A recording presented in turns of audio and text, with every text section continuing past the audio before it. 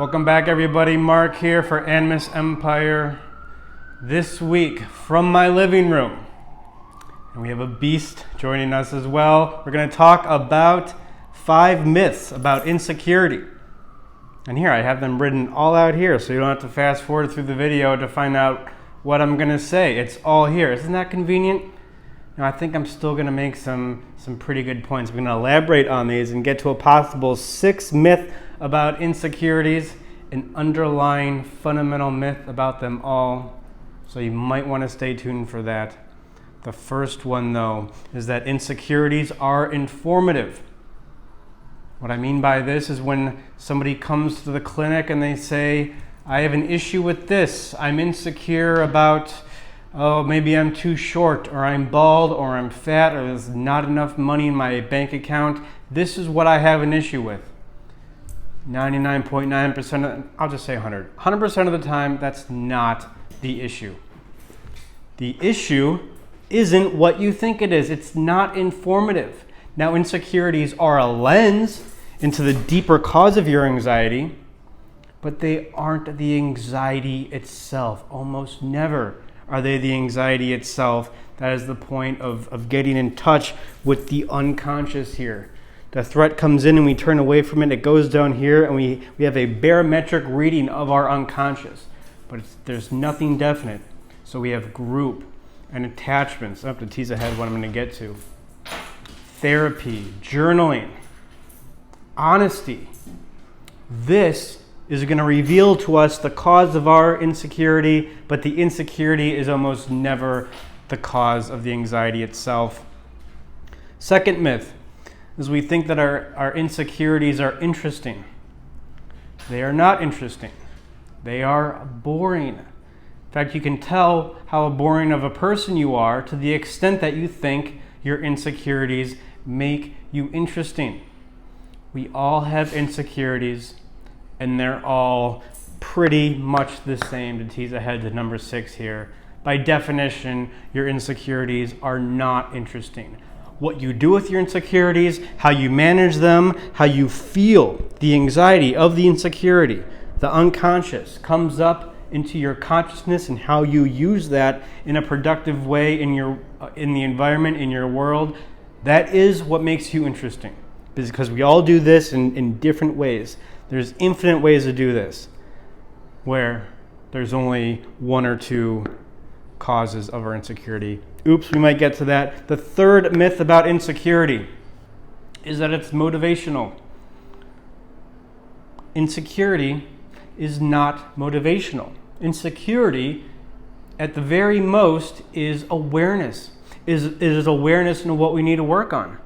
So you think you're skinny, or maybe you are skinny, and so you're going to use that insecurity of being skinny as motivation to go to the gym. That's not the motivation to go to the gym. That is your awareness that, maybe it's time to start working out.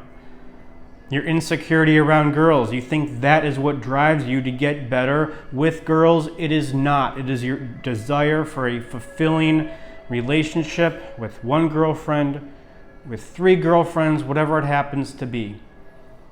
That is the motivation. I think this myth gets propagated because CEOs, they get up and they do their Q&A sessions at conferences, or maybe it's something like an actor on Inside the Actor's Studio, and they say, my insecurities made me who I am. That's not true. We are relying on their introspection to give us the answers to life, and most people's introspection is pretty bad. Myth number 1. And our insecurities just aren't that informative. Number 4. Insecurities are gender neutral. What I mean by this is that I guess we would tend to think that men and women, in a sense, have the same insecurities. We do not. They are different. The fundamental vein of a female's insecurity is her inability to create an attachment, a secure attachment with a man who she can trust. That's true for lesbians as well. A man's fundamental insecurity is his inability to confront other men. Say it another way, his inability to assert his need, to feel his anger, and so assert his need in the context of other men. There are 2 different causes to the male and female's insecurity. Now, I guess that may be sexist, but reality is sexist. They're not the same. And the fifth myth about insecurity is that it can be something physical. I think this is what I teased a little bit in the beginning. Your baldness is not the reason you're insecure. Your shortness, your tallness. Yeah, guys will think they're too tall. I'm insecure because I'm too tall. Indicating that you feel anxiety. There's some other cause to the anxiety. You don't know the cause to the anxiety, so you just postulate, oh, maybe I'm too tall. Oh, maybe I need to get bigger muscles. Well, you will find 100% of the time that if you get bigger muscles to compensate for an insecurity, you will think of something else to be insecure about. It was never about bigger muscles. It's never about what you think you're about to go back to what you think it's about to go back to number one. There is a deeper cause to the insecurity. This happens with women all the time. We think, these magazines, they put these unrealistic figures of a woman's form and it makes women feel insecure. First of all, it doesn't make them feel insecure.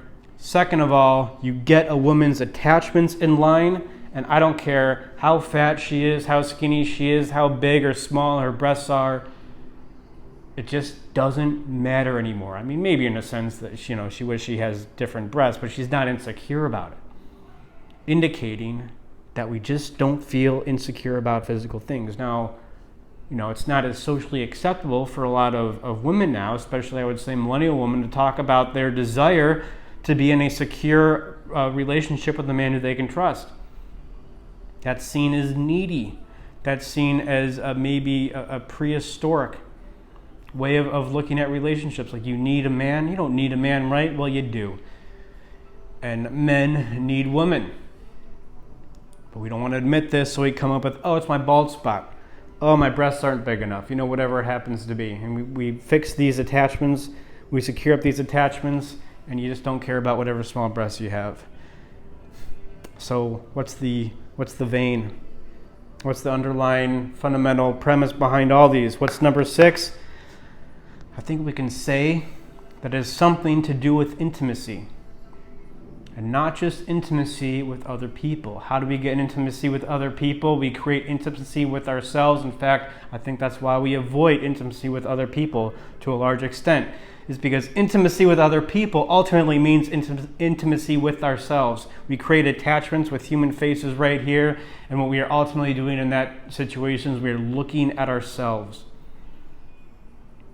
That is the underlying cause of all these, is our failure to be intimate.